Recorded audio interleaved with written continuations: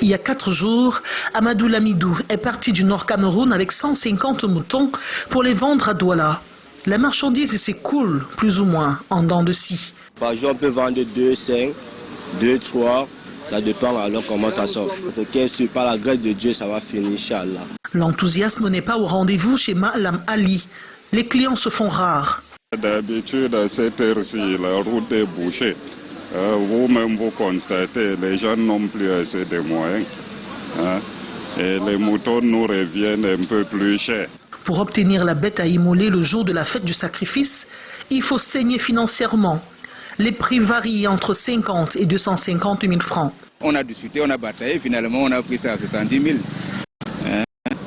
Ouais, c'est pas évident. L'islam a dit que même si tu as l'habit que tu peux vendre pour acheter un moto, il faut vendre.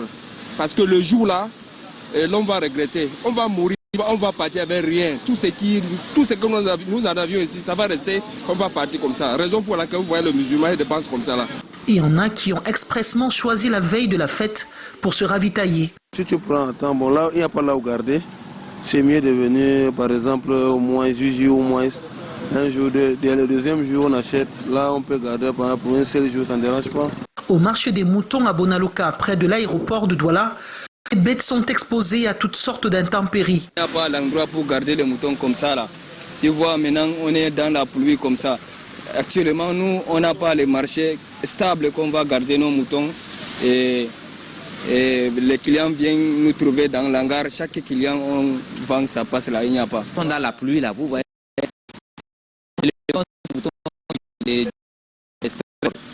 Vous voyez un peu, non? Et quand il difficulté, le mouton tombe malade. Tu vois, les taxes toujours comme ça là. On a pris, mais toujours il les taxes. Et pour garder nos choses. L'espoir, c'est d'écouler l'entièreté de leurs marchandises dans moins de 48 heures. À Yaoundé, précisément au lieu dit derrière combattant, pour s'offrir un mouton, il faut casser la tirelire et les prix varient en fonction de l'allure de la bête. Il faut débourser entre 60 000 francs CFA et 150 000 francs CFA, voire plus. Des prix trop élevés pour les fidèles rencontrés par Karel Mezatachouya et Samuel Ebakissé. Mounchiré veut cette tête de mouton. Prix taxé, 130 000 francs CFA. Trop cher pour lui. Il propose 80 000 francs CFA, jugé insuffisant par le vendeur. C'est un peu trop cher cette année. Les moutons vont jusqu'à 150 000. On dirait, c'est vrai qu'ils sont gigantesques, mais ce n'est pas du dos quand même. On ne sait pas comment faire, mais on ne peut pas rentrer sans mouton. Il obtient finalement la bête après une rallonge à son budget lors des négociations. Pas de bol par contre pour Suleiman, qui a toujours en poche les 160 000 francs CFA prévus pour 2 moutons. Les coûts qu'il espérait avoir baissé quelques heures avant la fête restent pour le moment inchangés. Du coup, il se donne une dernière chance demain. Je vais patienter demain, juste après la prière, je veux venir. Comme ça, avec la chance, peut-être j'aurai. Mohamedou, quant à lui, a trouvé son compte. On est venu avec 180 000, on a eu 3 moutons.